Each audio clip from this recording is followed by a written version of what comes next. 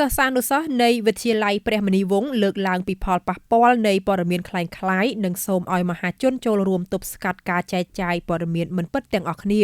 សិស្សានុសិស្សនៃវិទ្យាល័យព្រះមុនីវង្សបានចូលរួមទប់ស្កាត់ព័ត៌មានคล้ายៗដោយយល់ឃើញថាការចែករំលែកនៅព័ត៌មានคล้ายៗនៅលើបណ្ដាញសង្គមកំពុងត្រូវបានគេបង្កើតយ៉ាងច្រើនក្នុងគោលបំណងទាក់ទាញការចាប់អារម្មណ៍ដើម្បីផលប្រយោជន៍អ្វីមួយដែលធ្វើឲ្យមហាជនមានការយល់ច្រឡំនិងធ្វើឲ្យប៉ះពាល់ស្មារតីបែកបាក់សាមគ្គីជាតិជាដើមការលើកឡើងនេះក្នុងឱកាសដែលមន្ទីរព័ត៌មានខេត្តបាត់ដំបងធ្វើយុទ្ធនាការព័ត៌មានคล้ายៗនៅវិទ្យាល័យព្រះមុនីវង្សកាលពីពេលថ្មីនេះថ្លែងលើកឡើងក្នុងយុទ្ធនាការប្រឆាំងព័ត៌មានคล้ายៗនៅវិទ្យាល័យព្រះមុនីវង្សយុវតីជាសិស្សមួយរូបបានលើកឡើងថាឥឡូវនេះការបង្កើតព័ត៌មានคล้ายៗជាច្រើនហូរហែលើបណ្ដាញសង្គមក្នុងគោលបំណងទាក់ទាញចំណាប់អារម្មណ៍ដើម្បីផលប្រយោជន៍ផ្ទាល់ខ្លួនដោយបង្កើតព័ត៌មានដើម្បីបំភ្លៃបំភាន់និងបំភ័យឲ្យមហាជនយល់ច្រឡំធ្វើឲ្យសង្គមបែកបាក់សាមគ្គីជាតិជាដើមគឺជាការ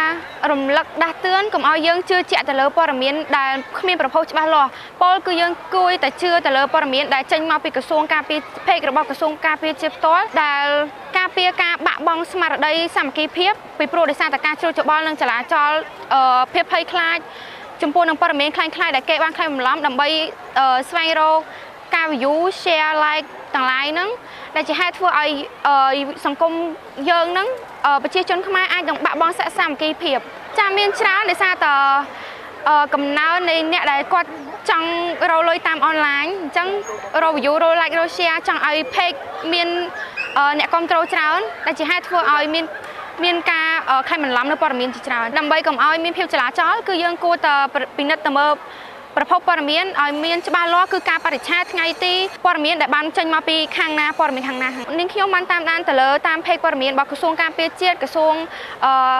ព័ត៌មាននិងក្រសួងរដ្ឋាភិបាលគឺយើងត្រូវប្រុងប្រយ័ត្នជាមួយនឹងព័ត៌មានคล้ายៗដែលជាហេតុធ្វើឲ្យយើងបាត់បង់ស្មារតីសាមគ្គីភាពគ្នាហើយយើងព្យាយាមផ្ដោតទៅលើការសិក្សារៀនសូត្រវិញយើងជឿជាក់ទៅលើរដ្ឋាភិបាលយើងចូលរួមលុបបំបាត់ព័ត៌មានคล้ายៗចុះអ្នកវិញចំណែកឯយុវសិស្សមួយរូបទៀតនៅវិទ្យាល័យព្រះមុនីវង្សដែរនោះបានលើកឡើងថាបច្ចុប្បន្ននេះការផ្សព្វផ្សាយព័ត៌មានទាំងព័ត៌មានពិតនិងមិនពិតដោយមហាជនឬអ្នកទទួលព័ត៌មានមួយចំនួនតាមដានប្រភពដែលមិនមានប្រភពច្បាស់លាស់និងមិនមានវិជ្ជាជីវៈត្រឹមត្រូវធ្វើឲ្យពួកគាត់មានការភ័ន្តច្រឡំកើតមានការចលាចលវឹកវរនិងការព្រួយបារម្ភហួសហេតុលើសពីការពិតយុវជនរូបនេះសូមឲ្យបងប្អូនប្រជាពលរដ្ឋទាំងអស់សូមយកចិត្តទុកដាក់តាមដានប្រភពព័ត៌មានឬអង្គភាពណាដែលមានប្រភពច្បាស់លាស់ពិសេសត្រូវតាមដានប្រភពពីថ្នាក់ដឹកនាំរដ្ឋាភិបាលក្រសួងព័ត៌មានក្រសួងការពារជាតិនិងអាជ្ញាធរមូលដ្ឋានបច្ចុប្បន្ននេះខ្ញុំបានទទួលព័ត៌មានជាច្រើនមានទាំងคล้ายៗមានទាំងពិតប្រាកដចំពោះព័ត៌មានពិតប្រាកដគឺខ្ញុំបានតាមដានតាមរយៈเพจក្រសួងនានាដូចជាក្រសួងការពារជាតិក្រសួងព័ត៌មានជាដើមជាពិសេសគឺតាមเพจសម្ដេចមានសម្ដេចបវរធិបតីនិងសម្ដេចតេជោជាដើមចំពោះផលប៉ះពាល់នៃព័ត៌មានคล้ายៗគឺមានការប៉ះពាល់ជាច្រើនដល់ប្រជាពលរដ្ឋជាច្រើនរបស់យើងដូចជាអមចាស់គាត់អត់ដឹងព័ត៌មានច្បាស់គាត់អាចគិតថាព័ត៌មាននេះជាព័ត៌មានคล้ายៗឬក៏ធ្វើឲ្យមានការផិតភ័យមានការភ័យខ្លាចបាក់ស្បាត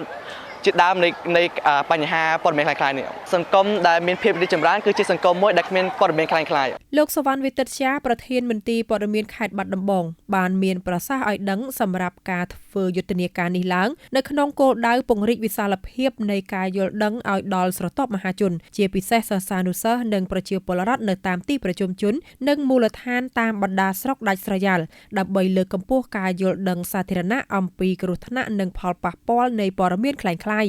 សូមជម្រាបជូនថាមន្ទីរព័ត៌មានខេត្តបាត់ដំបងបានប្រកាសបើកយុទ្ធនាការប្រឆាំងព័ត៌មានคล้ายៗក្រោមទិសស្លោកនិយាយថាទេចំពោះព័ត៌មានคล้ายៗដែលចាប់ផ្ដើមអនុវត្តពីខែមករាឆ្នាំ2026នេះតទៅនៅតាមបណ្ដាទីប្រជុំជនសាលារៀននិងតាមបណ្ដាស្រុកនានានៅទូទាំងខេត្តបាត់ដំបង